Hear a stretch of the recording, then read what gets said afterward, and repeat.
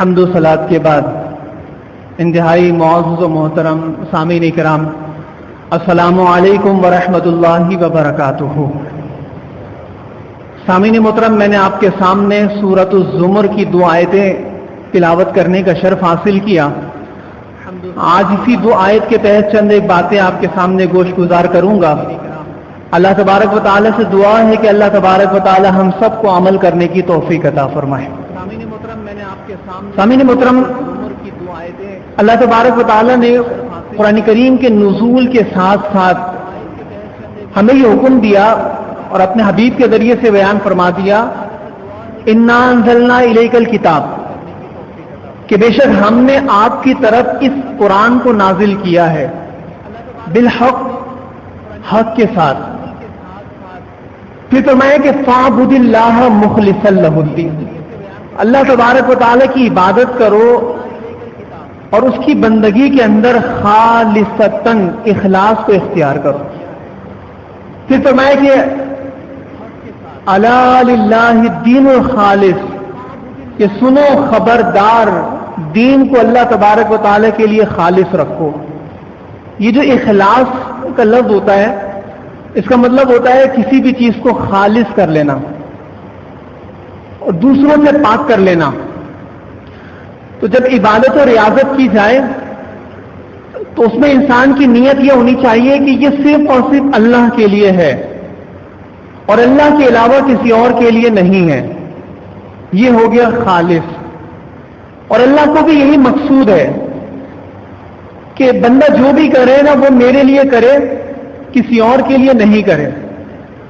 تو جو کام انسان اللہ کے لیے کرتا ہے تو اللہ اس عمل سے خوش ہوتا ہے، اور جس عمل کے اندر اخلاص ختم ہو جاتا ہے اللہ کی رضا بھی وہاں سے دور ہو جاتی ہے، اللہ اس عمل سے راضی نہیں ہوتا۔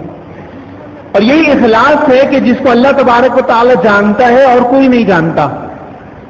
قرآن کریم فرقان حمید کے اندر اللہ تبارک و تعالی نے ارشاد فرمایا، من جاء بالحسنۃ فلہ عشر امثالھا، کہ جو کوئی ایک نیکی کرے اللہ تبارک و تعالی اس ایک نیکی کے بدلے میں اس کو 10 نیکیوں کا ثواب عطا فرما دے گا۔ ومن جاء بالسیئۃ فلا یجزا الا مثلھا، اور اگر کوئی برائی کرے تو اللہ تبارک و تعالی اس برائی کا بدلہ وہی برائی عطا فرمائے گا، بس۔ اب حدیث مبارکہ میں اس کی تفصیل ہے۔ ہمارے پیارے نبی صلی اللہ علیہ وآلہ وسلم نے ارشاد فرمایا کہ اگر کوئی شخص خلوص نیت کے ساتھ کوئی نیک عمل کرنے کا ارادہ کرتا ہے تو ابھی صرف ارادہ ہی کرتا ہے، اللہ تعالیٰ جانتا ہے کہ یہ بندہ سچا ہے، اس کے نیت کے اندر اخلاص ہے، تو ابھی اسی نیت کی وجہ سے اللہ تعالیٰ اس عمل کرنے کا ثواب اس کو عطا فرما دیتا ہے۔ پھر وہ بندہ جب عمل کرتا ہے تو اللہ تبارک و تعالیٰ اس کو اس عمل کا ثواب نہیں دیتا، بلکہ اس ثواب کو 10 گنا بڑھا کر اس کو عطا فرما دیتا ہے۔ اب ایک حدیث مبارکہ میں آیا کہ اب وہی نیت اگر اور زیادہ خالص ہو جائے اور وہی نیت اگر اور اچھی ہو جائے تو اللہ تعالیٰ اس ایک کا ثواب 700 گنا تک اس کو عطا فرما دیتا ہے۔ تو پتہ یہ چلا کہ یہ جو اخلاص ہے اور یہ جو نیت ہے، یہ ہماری چھوٹی سی نیکی کے ثواب کو بہت بڑھا دیتی ہے۔ اور اللہ کا کرم، بالائے کرم یہ ہے کہ اگر کوئی گناہ کا ارادہ کرے تو اللہ فرماتا ہے کہ اے میرے فرشتوں، اس کے گناہ کو لکھنا نہیں، ہو سکتا ہے کہ یہ بندہ گناہ کو چھوڑ دے، اس ارادے کو ترک کر دے، لہذا جب تک بندہ وہ گناہ کرتا نہیں ہے اللہ تبارک و تعالیٰ اس کے بارے میں یہ فرشتوں کو کہتا ہے کہ ہو سکتا ہے کہ یہ چھوڑ دے، اور بندہ جب وہ گناہ چھوڑتا ہے تو اللہ تعالیٰ اس چھوڑنے پر بھی اس کو نیکی عطا فرما دیتا ہے۔ اور کہتے ہیں کہ اگر وہ گناہ کر لے تو اللہ تعالیٰ فرشتوں کو فرماتا ہے کہ چونکہ اس نے ایک گناہ کیا ہے تو اس ایک گناہ کے بدلے میں اس کو ایک گناہ کا عذاب جو ہے وہ لکھ دو۔ تو پتہ یہ چلا کہ یہ جو نیت ہوتی ہے عمل سے پہلے اللہ کے نزدیک یہ کس قدر درجہ رکھتی ہے۔ ایک طالب علم اپنے استاد کے پاس آیا اور اپنے استاد سے کہنے لگا کہ میں یہ چاہتا ہوں کہ میری زندگی کی ساری جو بھئی پوری زندگی وہ عبادت میں گزر جائے اور کوئی بھی ایک لمحہ ایسا نہ ہو کہ جو عبادت سے خالی ہو جائے. میں یہ چاہتا ہوں کہ اپنی پوری زندگی عبادت میں گزار دوں. اب دیکھیں نا ایسا جذبہ اور ایسی نیت اللہ ہر ایک کو نصیب کرے. استاد نے کہا کہ تو جتنا بھی عمل کر سکتا ہے تو کر، اور جو نہیں کر سکتا تو چھوڑ دے. اللہ تعالیٰ تجھے پوری زندگی عبادت کا ثواب عطا فرما دے گا. اس نے پوچھا کہ جب میں اپنی گنجائش کے مطابق عمل کروں گا تو اللہ مجھے پوری زندگی عبادت کا ثواب کیسے عطا فرمائے گا؟ تو استاد نے کہا کہ تیری حسن نیت کی وجہ سے. حدیث میں آتا ہے کہ جو بندہ عمل کرنے کی نیت کرتا ہے اللہ عمل کرنے کا ثواب عطا فرماتا ہے. جب تو نے یہ نیت کر لی نا کہ میری پوری زندگی عبادت پہ گزرے، اللہ اس خلوص نیت کی وجہ سے پوری زندگی عبادت کا ثواب عطا فرما دے گا. تو ایسا ذوق اور ایسا شوق اگر عبادت کے بارے میں ہو جائے تو حضور علیہ الصلوۃ والسلام نے ایسے لوگوں کی فلاح کی ضمانت لی ہے. آپ علیہ الصلوۃ والسلام نے ارشاد فرمایا کہ وہ شخص کہ جو ایمان لے کر آیا اور اس نے اپنے عمل کو خالصتاً اللہ کے لیے رکھا، پھر اس نے کیا کیا؟ اس نے اپنے کان کو بچا لیا، اپنی آنکھوں کو اس نے بچا لیا، تو حضور نے ارشاد فرمایا کہ وہ شخص پھر فلاح پا گیا. تو حضور نے جو سعید اور خودبخت لوگوں کے بارے میں بیان کیا نا، اس میں دو باتیں ہیں. پہلا کام وہ ہے کہ جو ہمیں کرنا ہے، اور کرنا یہ ہے کہ ہم پہلے ایمان لے کر آئیں اور اپنے ایمان کے اندر اپنے آپ کو جو ہے وہ کیا رکھیں؟ خالص رکھیں. اور دوسرا یہ ہے کہ اپنے آپ کو گناہوں سے بچائیں. اور جس بندے نے یہ دونوں کام کر لیے ہیں رسول اللہ نے ارشاد فرمایا کہ فلاح پا گیا وہ شخص، اور وہ شخص کامیاب ہو گیا. یہ حدیث میں آتا ہے کہ حضور علیہ الصلوۃ والسلام نے ارشاد فرمایا کہ اگر کوئی شخص رات کو یہ نیت کر کے سویا کہ رات وہ تہجد کی نماز پڑھے گا اور کسی وجہ سے وہ تہجد کی نماز کے لیے نہیں اٹھ سکا، تو سرکار ارشاد فرماتے ہیں کہ اللہ تبارک و تعالیٰ اسے تہجد کی نماز پڑھنے کا ثواب عطا فرما دے گا. تو یہاں پر پتہ یہ چلا کہ ہر بندے کا سونا ایک جیسا نہیں ہوتا اور ہر ایک بندے کا جاگنا بھی ایک جیسا نہیں ہوتا. بیداری میں فرق ہوتا ہے، اور اسی طرح سونے اور سونے میں بھی فرق ہوتا ہے. بہت سارے لوگ بیدار ہیں، بہت سارے لوگ جاگے ہوئے ہیں، لیکن کیا سب کا جاگنا ایک جیسا ہے؟ نہیں. بعض لوگ جاگتے ہیں تو اس نیت سے جاگتے ہیں کہ جب نماز کا وقت ہوگا تو میں نماز پڑھوں گا، جب زکوٰۃ کا وقت آئے گا تو میں زکوٰۃ دوں گا، تلاوت قرآن کریم کا وقت آئے گا تو تلاوت قرآن کریم کروں گا، صدقات و خیرات کروں گا. جاگ یہ بھی رہا ہے، لیکن اس کا جاگنا کیا ہے؟ عبادت اور ریاضت کے ساتھ. اور ایک دوسرا بندہ بھی جاگتا ہے اور اس کا جاگنا کیا ہوتا ہے؟ گناہوں میں اس کی زندگی گزر رہی ہوتی، گناہ کرتے ہوئے زندگی گزار رہا ہے. وہ نمازوں کو بھی چھوڑ رہا ہے، زکوٰۃ کو بھی چھوڑ رہا ہے، صدقات و خیرات کو بھی چھوڑ رہا ہے. تو اس کا جاگنا اور اس کا جاگنا فرق ہے. اسی طرح سے سونے والے بھی ایسے ہی ہوتا ہے. کچھ لوگ سوتے ہیں تو اس نیت سے سوتے ہیں کہ ہم سوتے ہی رہیں گے، اور کچھ سوتے ہیں اس نیت کے ساتھ کہ اگر نیند پوری ہو گئی یا ایک نیند لگ گئی تو اٹھوں گا پھر میں تہجد کی نماز ادا کروں گا، اٹھوں گا پھر میں رات کو زندہ کروں گا، اٹھوں گا پھر اللہ کو راضی کروں گا. وہ لطف اندوز بھی ہوتا ہے، وہ عبادت و ریاضت بھی کرتا ہے، لیکن اب اس کا سونا اس کے سونے کی طرح نہیں. اس کے سونے میں بھی اللہ تعالیٰ عبادت کا ثواب دے رہا ہے، اس کے سونے پہ بھی کچھ نہیں مل رہا. تو پھر اس حدیث کا مطلب سمجھ میں آتا ہے کہ اگر کوئی شخص سچی نیت سے رات کی بیداری کی نیت سے وہ سویا کہ میں اٹھ کے عبادت کروں گا اور اٹھ نہ بھی سکا تو بھی اللہ تبارک و تعالیٰ اس کو شب بیداری کا ثواب عطا فرما دے گا. حضرت سعد رضی اللہ تعالیٰ عنہ کی حدیث ہے. حضرت سعد رضی اللہ تعالیٰ عنہ فرماتے ہیں کہ مجھے یہ گمان ہونے لگا، مجھے یہ وہم آنے لگا کہ ہم چونکہ امیر ہیں، ہم چونکہ مالدار ہیں، ہم چونکہ طاقتور ہیں، تو اللہ کے نزدیک ہماری وجہ سے جو ہے وہ کامیابی نصیب ہو رہی ہے. یہ حضرت سعد کا گمان تھا. تو جب تذکرہ ہوا سرکار دو عالم صلی اللہ علیہ وآلہ وسلم کی بارگاہ میں تو آپ علیہ الصلوۃ والسلام نے پھر یہ جملہ ارشاد فرمایا. آپ نے فرمایا کہ اے لوگوں غور سے سنو، اللہ تبارک و تعالی تمہارے جو کمزور لوگ ہوتے ہیں ان کمزوروں کی وجہ سے اللہ تبارک و تعالی تمہاری مدد فرماتا ہے. کمزور کی دعا کی وجہ سے، کمزور کی عبادت کی وجہ سے اور کمزور کے اخلاص کی وجہ سے اللہ تبارک و تعالی تمہاری مدد فرماتا ہے. پتہ کیا چلا؟ پتہ یہ چلا کہ ہمارے معاشرے کے اندر جو مضبوط ہوتا ہے لوگ اس کو مضبوط سمجھتے ہیں، جو طاقتور ہوتا ہے اس کو طاقتور سمجھتے ہیں، جو مالدار ہوتا ہے اس کو سمجھتے ہیں کہ اس کی وجہ سے سب کچھ ہوتا ہے. لیکن اللہ کے نزدیک معاملہ بالکل برعکس ہے. اللہ تبارک و تعالیٰ کی بارگاہ میں معاملہ یہ ہے کہ جو ہم میں سب سے کمزور ہوتا ہے اللہ کے نزدیک سب سے پاورفل وہی ہوتا ہے. ہم میں جو سب سے زیادہ غریب ہوتا ہے اللہ کے نزدیک اسی کی دعا کے اندر سب سے زیادہ طاقت ہوتی ہے. ہم میں سے جس کی نیتیں بہت اچھی ہوتی ہیں تو اسی کی وجہ سے اللہ تبارک و تعالیٰ میں فتح و نصرت عطا فرما دیتا ہے. جیسے کہ حضرت سعد رضی اللہ تعالیٰ عنہ نے یہ جب تذکرہ فرمایا تو سرکار نے اس حقیقت سے پردہ ہٹایا. فرمایا کہ بِضَعِيفِهِمْ، قوم کا جو سب سے کمزور ہوگا اس کی دعا کی وجہ سے، اس کی عبادت کی وجہ سے، اس کی اخلاص کی وجہ سے اللہ تمہیں کامیابی عطا فرما رہا ہے. لہذا پھر انسان کو چاہیے کہ اپنے آپ کو اگر مضبوطی پیدا کرے تو ان چیزوں کے اندر پیدا کرے: ایمان کی مضبوطی، اخلاص کی مضبوطی، عبادت کی مضبوطی. پھر دیکھیں کہ اللہ کے نزدیک مضبوط یہی لوگ ہوتے ہیں.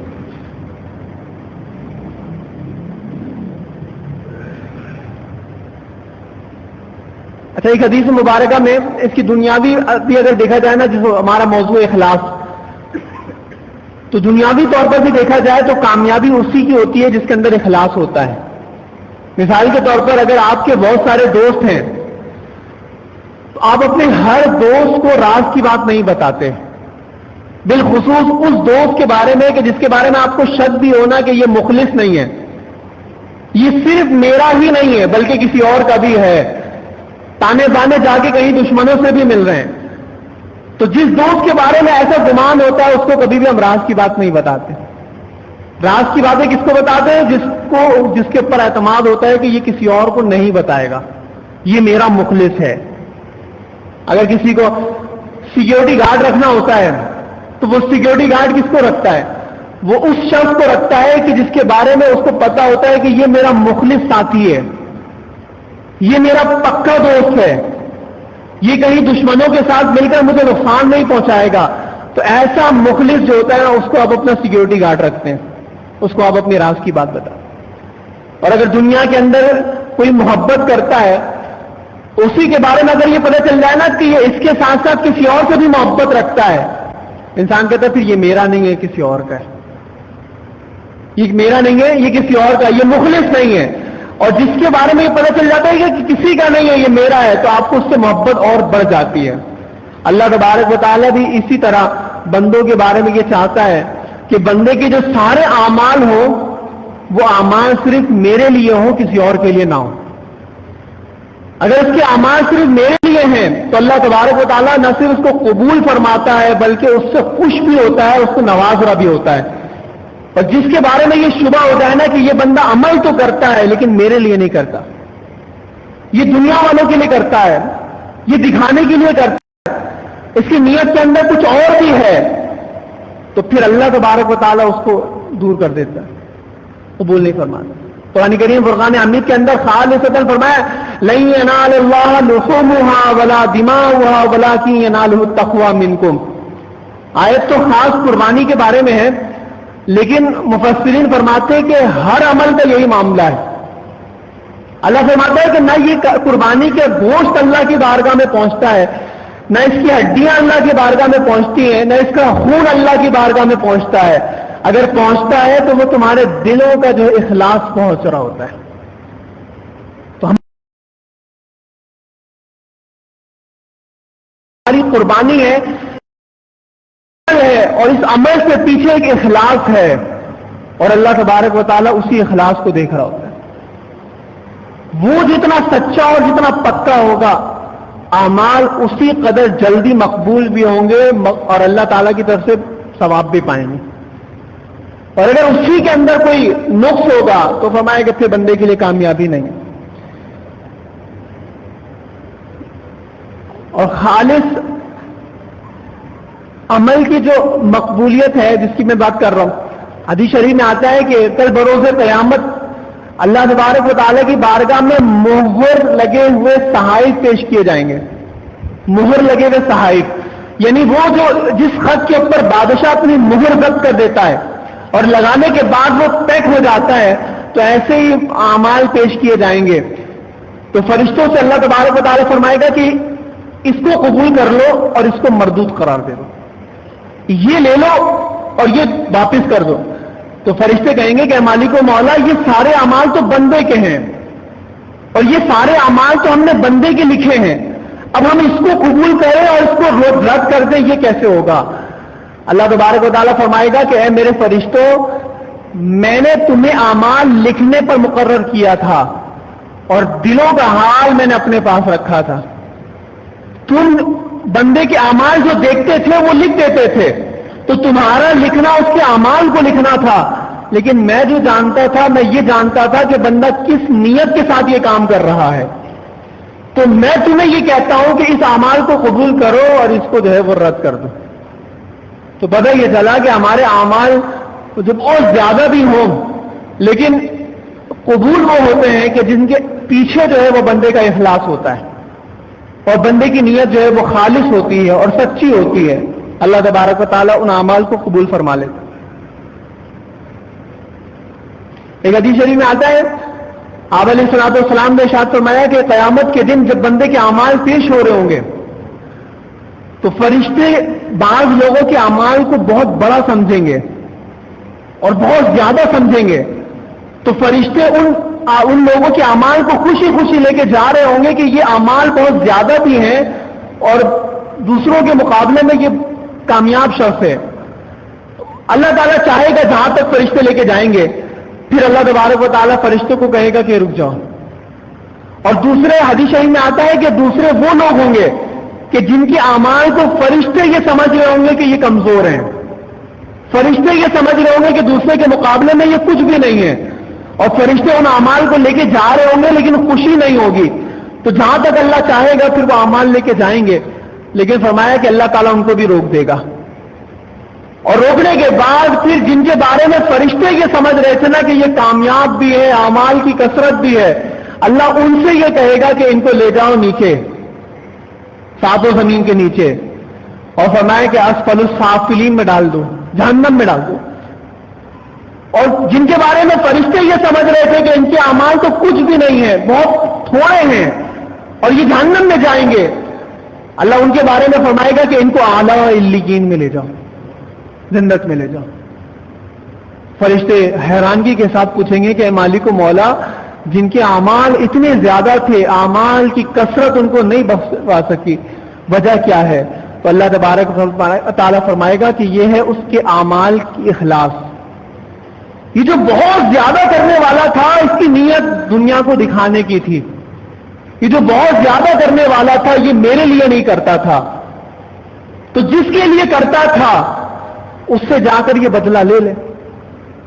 اور کہا کہ جس بندے کے تھوڑے سے اعمال تھے جس کو میں نے جنت پہ ڈالا ہے، تو میں کہ وہ کرتا تو تھوڑا تھا لیکن کرتا صرف میرے لیے تھا. تو اس کے تھوڑے کو میں نے اتنی عزت دی کہ میں نے اس کو جنت کے اندر ڈال دیا.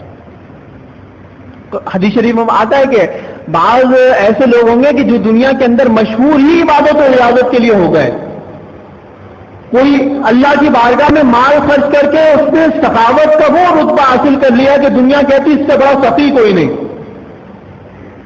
بعض قاری ایسے تھے کہ قرآن پڑھ پڑھ کے انہوں نے مرتبہ وہ حاصل کیا کہ دنیا ان کو بہت بڑا قاری کہنے لگ گئی. بعض لوگ جہاد کرتے کرتے کرتے کرتے جہاد کے معاملے میں اتنے آگے بڑھ گئے کہ دنیا ان کو مجاہد بولتی ہے. فرمایا جب قیامت کے دن اللہ کی بارگاہ میں آئیں گے اللہ تبارک و تعالیٰ فرمائے گا کہ ان کو جہنم میں ڈال دو. پھر وہ اپنے اعمال بتائیں گے کہ یا اللہ میں نے تیرے لیے کیا. جو سخی کہے گا میں نے تیرے لیے مال کو خرچ کیا. اللہ فرمائے گا کہ تم نے مال اس نیت سے خرچ کیا تھا کہ لوگ مالدار کہیں، لوگوں نے کہہ دیا، اب جہنم میں. قاری کو لایا جائے گا، قاری کہے گا کہ اللہ میں نے زندگی بھر تیرے لیے قرآن پڑھا. اللہ فرمائے گا تیری نیت یہ تھی کہ لوگ تجھے قاری کہیں، لوگوں نے تجھے قاری کہہ دیا تو میں جہنم میں ڈال دوں. اسی طرح تیسرا شخص لایا جائے گا اور فرمائے گا اس سے بھی اس کے بارے میں بھی ہوگا تو وہ بھی کہے گا کہ اللہ میرا عمل بھی تیرے لیے تھا، میرا جہاد بھی تیرے لیے تھا. تو میں نہیں، تو جہاد کرتے وقت یہ نیت کرتا تھا کہ لوگ تجھے مجاہد کہیں، تو میں کہ پھر تجھے جہنم میں ڈال دیا جائے. تو بتائیے چلا کہ اعمال اللہ کی بارگاہ میں وہی مقبول ہوں گے کہ جو انسان صرف اور صرف اللہ تبارک و تعالیٰ کے لیے کرے گا، اللہ تبارک و تعالیٰ ان کو قبولیت کا درجہ عطا فرمائے گا.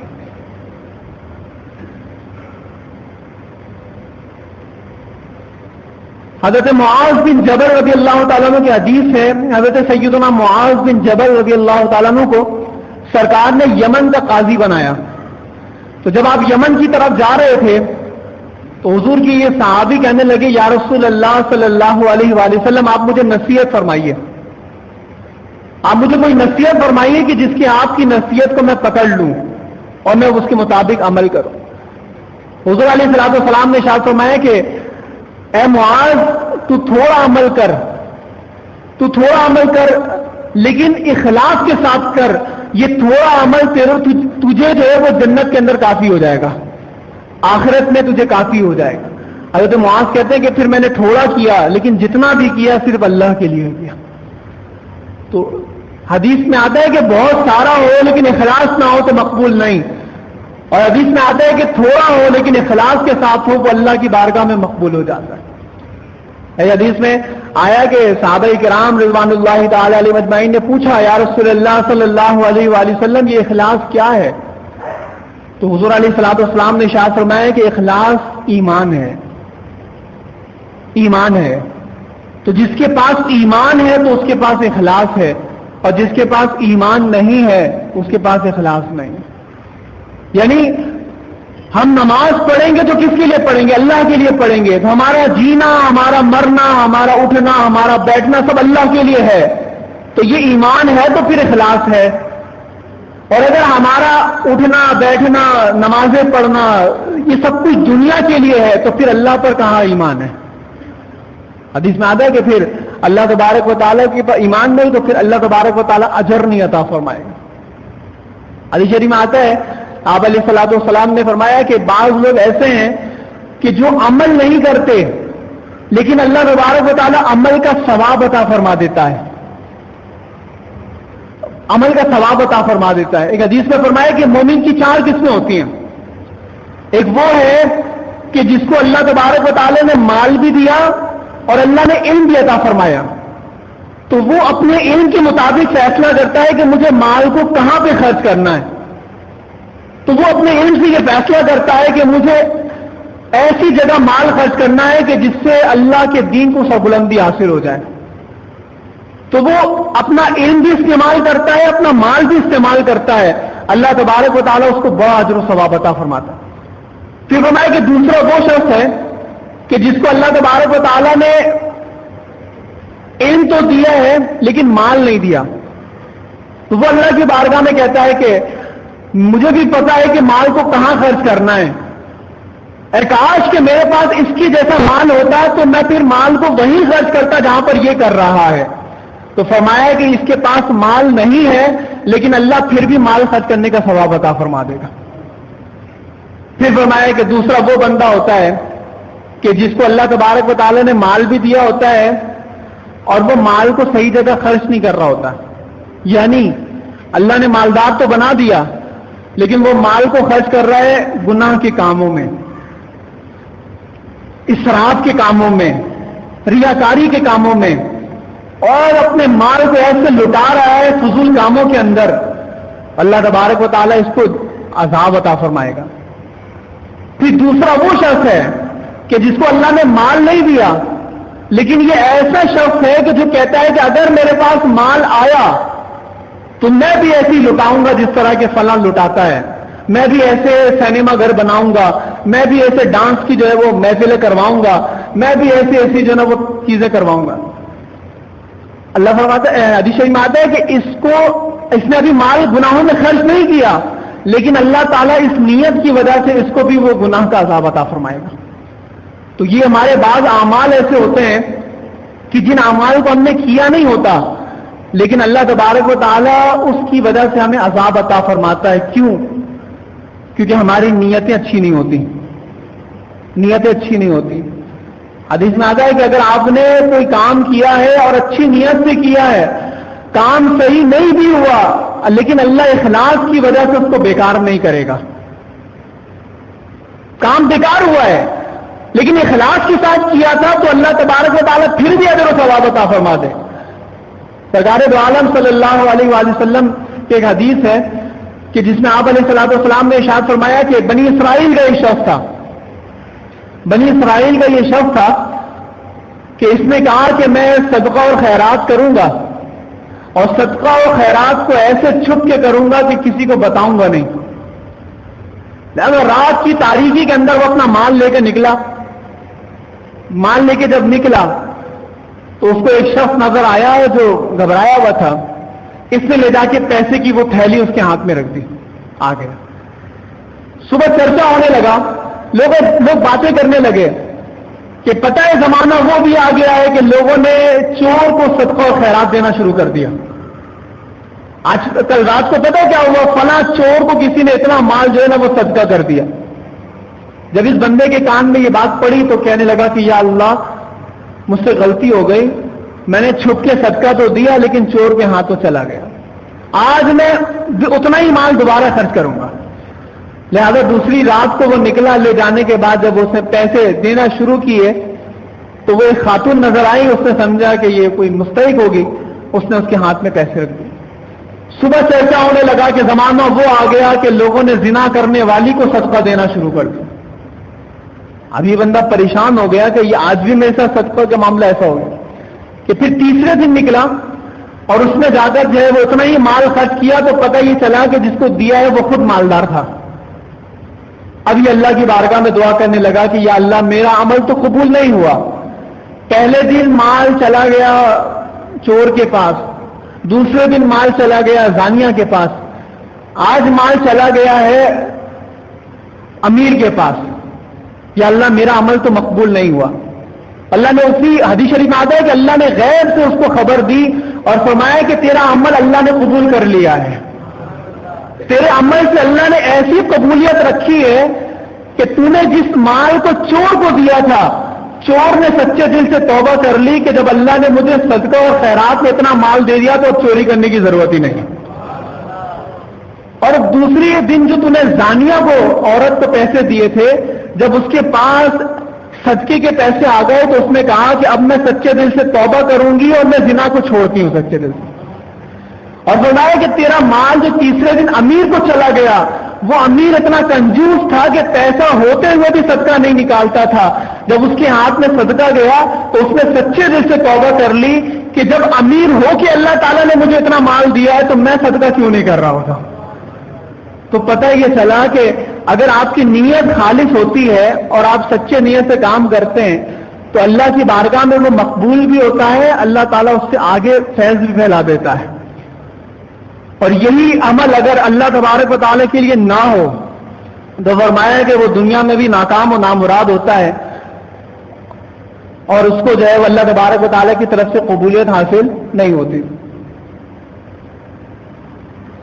ایک حدیث مبارکہ ہے کہ جس میں آپ عبداللہ بن جابر بن عبداللہ رضی اللہ تعالیٰ عنہ سے مروی ہے, سرکار دو عالم صلی اللہ علیہ وآلہ وسلم ایک غزوے میں نکلے ہوئے تھے. آپ نے حضرت عبداللہ جابر بن عبداللہ کو مخاطب کر کے فرمایا کہ اے میرے صحابی سنو, مدینے کے اندر بعض لوگ ایسے بھی ہیں کہ جو ہیں مدینے میں لیکن ہر قدم جب تم اٹھاتے ہو اللہ تعالیٰ اس کو بھی ثواب عطا فرما رہا ہے. تو صحابی کہنے لگے کہ یا رسول اللہ صلی اللہ علیہ وسلم ہم جہاد پہ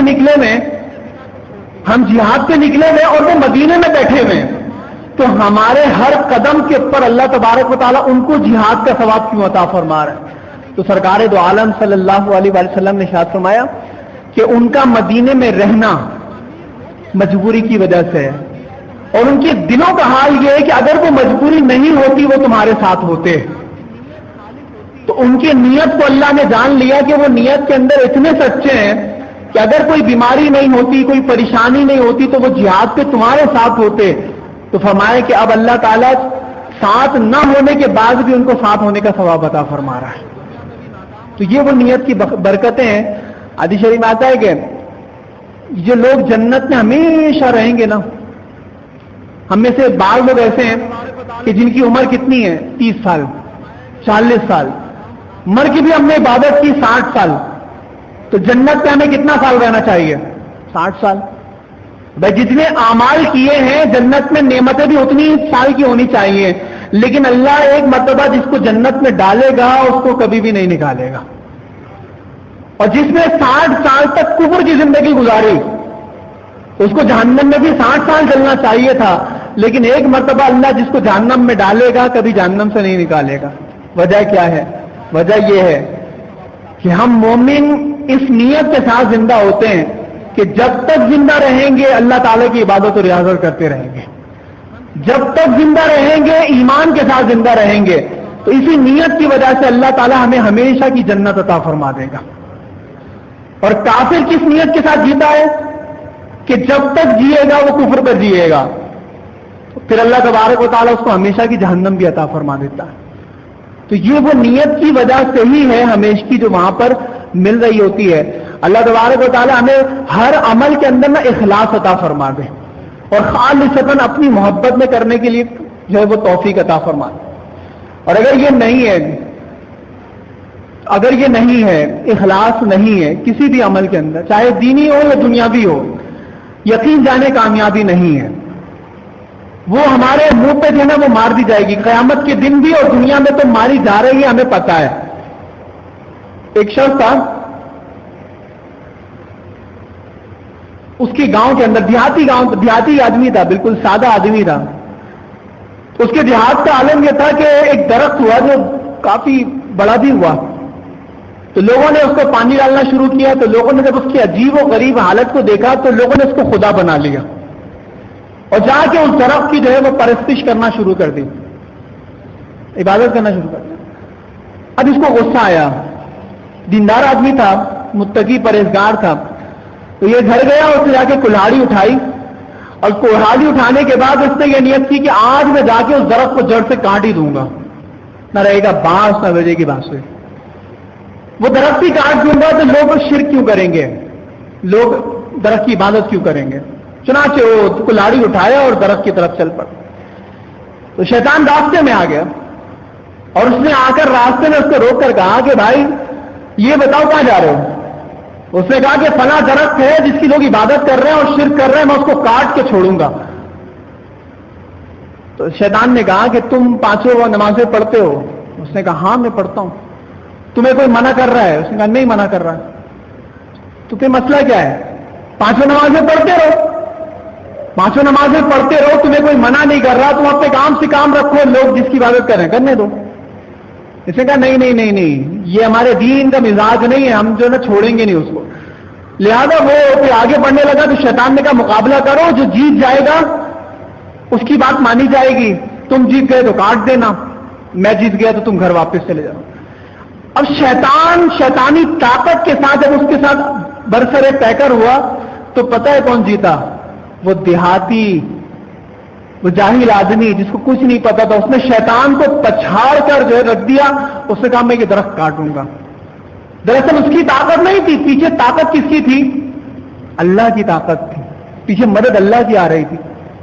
علم کے اعتبار سے کچھ نہیں تھا، دیہاتی تھا، لیکن اللہ نے اس کو شیطان کے مقابلے میں کامیاب کیا. شیطان نے جاتے جاتے ایک وار چل دیا، اور جاتے جاتے وار یہ کیا کہ اس سے کہا کہ بات سنو، اگر تم یہ چاہو کہ روزانہ میں تمہیں 2 روپے دوں، تمہارے کو پیسے بیٹھے بٹھائے تمہارے تکیے کے نیچے آ جائیں، تو تم اس سے رک جاؤ گے. انسان کی فطرت ہے نا، انسان کو تو شیطان ایسے ہی چال دیتا ہے کہ جس چیز سے وہ بہک سکتا ہے اس کو وہیں سے بہکا دیتا ہے. تو شیطان نے سمجھ لیا تھا کہ یہ لالچی ہے، لالچ میں آئے گا. اس نے کہا کہ یہ پیسے آئیں گے کیسے؟ اس نے کہا روزانہ تم صبح اٹھو گے تکیے کے نیچے 2 روپے ہوں گے. تو اس دیہاتی نے کہا بس ٹھیک ہے، لوگ جو کر رہے ہیں کرنے دو، ہمیں کیا. کلہاڑی لے کے واپس آ گیا، رات سویا، صبح اٹھا تکیے کے نیچے سے 2 روپے، خوش، دن بھر کے سارے کام کر کے رات دوبارہ سو گیا. اب جب دوسرے دن اٹھا ہے نا تو وہ 2 روپے نہیں تھے. اس کو آیا غصہ, اس نے اٹھایا کلہاڑی اور کہا کہ آج تو میں اس درخت کو جو ہے وہ کاٹ کے ہی چھوڑوں گا. ابھی یہ کاٹنے جا ہی رہا تھا نا کہ راستے میں شیطان آیا. اس نے کہا کہ ہاں بھائی کہاں؟ اس نے کہا وہ درخت کاٹنے جا رہا ہوں. شیطان نے کہا کہ مقابلہ کرو. اس نے کہا آؤ پھر مقابلہ. اب جو اس نے شیطان کے ساتھ مقابلہ کیا ہے نا تو شیطان نے اس کو ایسے چاروں کھانے شت کیے, ایسا پڑھ رہا ہے کہ وہ بھی یاد رکھے گا. ہار گیا, اللہ کی مدد نہیں آئی. کہ شیطان نے حقیقت بتایا, پہلے تو صرف اللہ کے لیے نکل رہا تھا, پہلے تو مخلص تھا تو اللہ تیری مدد کر رہا تھا. اب تیرے اندر سے اخلاص ختم ہوا, اللہ کی مدد بھی چلی گئی. اور اگر تو اب بھی اللہ کے لیے نکلتا تو یقین جان تو مجھ جیسے بہت سارے کو پٹک دیتا اور تو کامیاب ہو جاتا. تو یہ دنیا کا معاملہ ہو یا دین کا معاملہ ہو, اگر ہم محض اللہ کی رضا کے لیے کام کریں گے تو یقین جانے اللہ کی مدد بھی آئے گی اور ہم کامیاب بھی ہوں گے. اور اگر ہمارے اندر اخلاص نہیں ہے تو ہم دنیا میں چاہے طاقت کے اعتبار سے کتنے ہی کیوں نہ ہو, اور ہماری جمعیت کی کہ وہ 313 صحابہ تھے اور 1000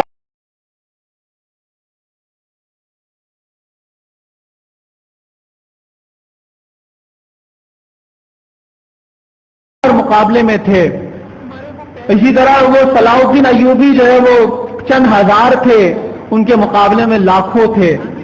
تو بات دراصل یہ تھی کہ وہ لوگ مخلص تھے. اور آج ہمارے یہاں اوپر سے لے کے نیچے تک جس کا داؤ جہاں پر چلتا ہے وہ چلا دیتا ہے. آج ہمارے یہاں کاروباری طبقے کو دیکھیں نا تو اکثر دکان جو ہے وہ آپ کو حاجیوں کے ملیں گے, دیندار